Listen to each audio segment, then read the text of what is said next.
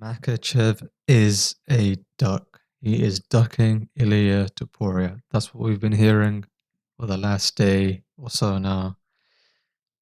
Because of this news that's been making the rounds in the media, I'll just quickly do a quick recap. So, there were some sources saying that Makhachev was going to wait for the result of Belal versus JDM before he then decides what he's going to do as part of the next step in his fighting career. The idea being that should JDM win, Makhachev would then go up for the 170 belt. And then if he doesn't win, presumably he would stay at 155 and defend the belt once more. And a lot of people have been saying this is evidence of Makhachev ducking Ilia Topuria, which is absolutely insane. I'm going to start glazing Makhachev for the next few minutes and come into his defense because I don't know how you can say that with a straight face. So the first thing we have to point out is Topuria has one title defense to Makhachev's four. Makhachev moving up to 170 makes infinitely times more sense than Topuria. Islam Makhachev has made it abundantly clear for years now that he wanted to move up to welterweight after a few title defenses. I don't know about you guys, right? But basic mathematics tells me a few title defenses is more than two, three or four title defenses. He's got four under his belt. And he's been saying for years that he wants to move up to 170 and be a two-weight champion. He said this before Topuria was a champion, before Topuria was even, before the fans were even singing Topuria's praises, right? He's been saying it for years. Topuria has one title defense, and Topuria has two clear-cut contenders in his division. He's got Lopez and he's got Evloev. But before we go on to that, let's talk about the last two fights for Topuria. He won the belt against Volk, KO'd him in the second round. And then he beat Max. He beat Volk by KO. Makhachev had beat him by KO just earlier. You can say it was short notice, but you beat him in the first round. The short notice factor only really comes into play later on in the fight once you get fatigued.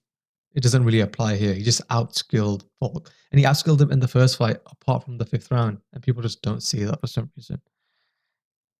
He beat Max by KO. Impressive. But Max has lost many, many, many times before. To me, it doesn't look as impressive of a win, right? When you take the losses into consideration, at least, right? But no one is mentioning these asterisks in Volk's in Toporia's last two fights, but we're mentioning all the asterisks for Makhachev. I don't know how you can do that for one person, one fighter, but not the other. It just doesn't make sense. It doesn't make any sense to me, right? So on to my next point. There's two clear-cut contenders in the 145 division. We've got Evloev and we've got Lopez. Evloev is undefeated. Say what you want about him being boring, him not getting finishes. I'll agree with you. I'll agree with you completely. But if anything, should he go out there and spark both of these guys unconscious, it would make the 155 move even more interesting and intriguing for the fans. Imagine the hype now that we would have for a Topuria move to 155. It'd be incredible. It'd be unlike anything else we've seen. But no, Topuria says there was like that interview where he was saying, "Oh no, Matt Overlord doesn't get finishes, so he doesn't get finishes. So you're scared of the guy who doesn't get finishes." That's what that's telling me. Imagine ducking a guy who doesn't get finishes. Imagine ducking a guy who only gets decisions. Imagine ducking a guy who's boring, who's got no power in his hands. I mean, that's just ridiculous, right? So, I mean, Lopez has a few finishes, so fight him. But that's what I mean. It's ridiculous. I mean, apparently Makhachev's the duck, but not Topuria. It just makes no sense. And like I said, Makhachev has been saying he wants to move up for years. He's made it very clear that his career plan was to get a few title defenses at 155 and then move up to 170.